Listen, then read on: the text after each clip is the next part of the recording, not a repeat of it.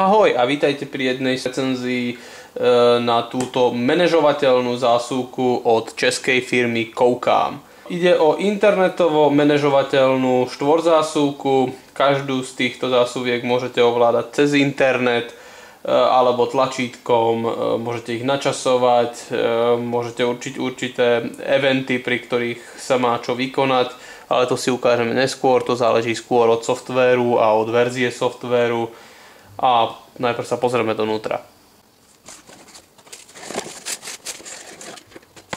Vnútri v balení nájdeme samozrejme tú manažovateľnú zásuvku, krátky LAN kábel na pripojenie, CDčko s manuálom a nejakými príložnými softverami a jednoduchý kratučký manuál, ktorý hovorí, ako nastaviť a ako sa vlastne dostať aj na IPčku tohoto zariadenia. Poďme sa ale najprv pozrieť na zariadenie samotné. Takže čo tu máme? 4 zásuvky, 4 tlačítka, 4 ledky indikujúce stav zapnutia alebo vypnutia, po prípade pripojenia k počítaču alebo k routeru a ešte blikajú troška ináč, keď sa upgradeuje firmware. Tu už máme klasické RJ45 pripojenie na router alebo k počítaču, on-off a poistku. Poďme sa pozrieť, ako táto zásuvka funguje v praxi. Človek, ktorý bude inštalovať toto zariadenie, by mal byť troška zbehnutý v počítačoch a vedieť niečo okolo toho.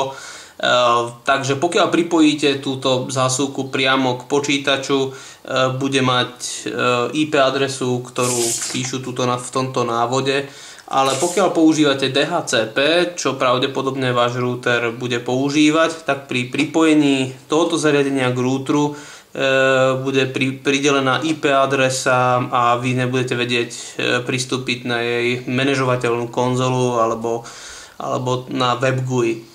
MAC adresa je napísaná tuto vzadu pod čiarovým kódom a na routeri veľmi ľahko zistíte, ktorá IPčka patrí zrovna tomuto zariadeniu. Pri prvom zapojení zariadenie zostane v tomto stave. Jednotka znamená, že nemá žiadne pripojenie k sieti, k počítačovej sieti a dvojka znamená, že nemá žiadnu IP adresu pridelenú. Po pripojení k routeru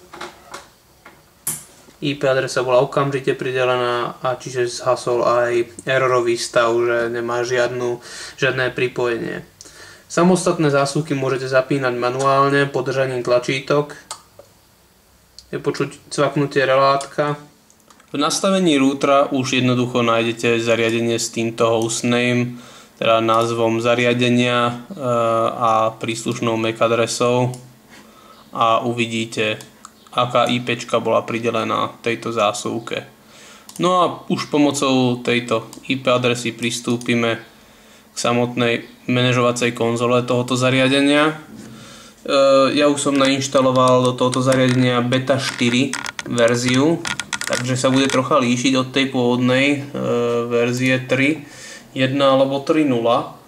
Takže vložíme sem IP adresu.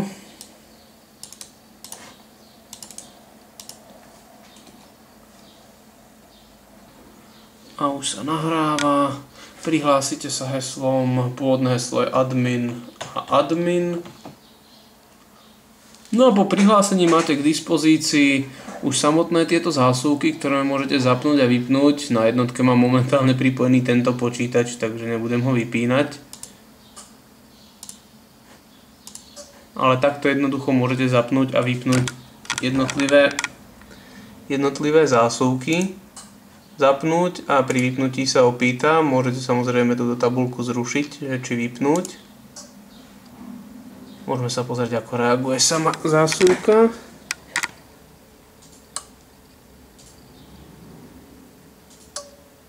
Takže je vidieť, že rozsvieti a zhasne ledku. Tuto máme k dispozícii viacero funkcií, ako napríklad konfigurovateľný časovač, ako dlho, kedy, v ktoré dni sa má tá daná zásuvka zapnúť a vypnúť. Je tu funkcia Watchdog, ktorá sleduje IP adresu a pokiaľ by náhodou nebola pingnutelná, tak vykoná po prípade zapnutie, vypnutie, ako dlho má byť vypnutá sa dá nastaviť. Tieto funkcie budú pomaly pribúdať novými firmwareami a dajú sa prakticky na opýtanie pridať pomocou fóra výrobcu. A takisto sa dá nastaviť základný stav po resete tejto zásuvky. Ja mám štandardne nastavené, že všetky tieto zásuvky sa zapnú po jej zapnutí alebo pri strate elektrickej energie.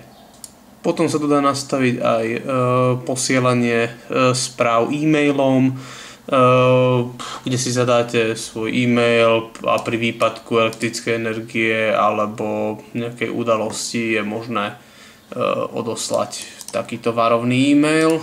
Tu je nastavenie siete, je tu nastavená automatická DHCP, IP adresa, nastavíte webový port a port shellu, na ktorý sa môžete cez puty trebárs pripojiť alebo cez telnet. Takisto je možné pridávať, uberať užívateľov, meniť ich heslá, upgrade firmwareu a systémové informácie. Rozhodne doporučujem sa na to pozrieť a tento nový firmware je podstatne krajší než ten, s ktorým je táto zásuvka dodávaná. Ja som ju dostal s verziou 3.1 a bolo to podľa môjho súdenia veľmi nelogické a nepríjemné ovládať tento interfejs. Tento nový je veľmi jednoduchý, príjemný, ľahko nastaviteľný. Táto manažovateľná zásuvka je ideálnym riešením pre malé domáce servery, možno aj pre veľké korporátne servery. Pokiaľ zatuhnú, zamrznú, nemáte prístup k serveru, môžete ho jednoducho rebootovať na diaľku. Existujú síce lepšie riešenia, ale sú podstatne drahšie ako toto.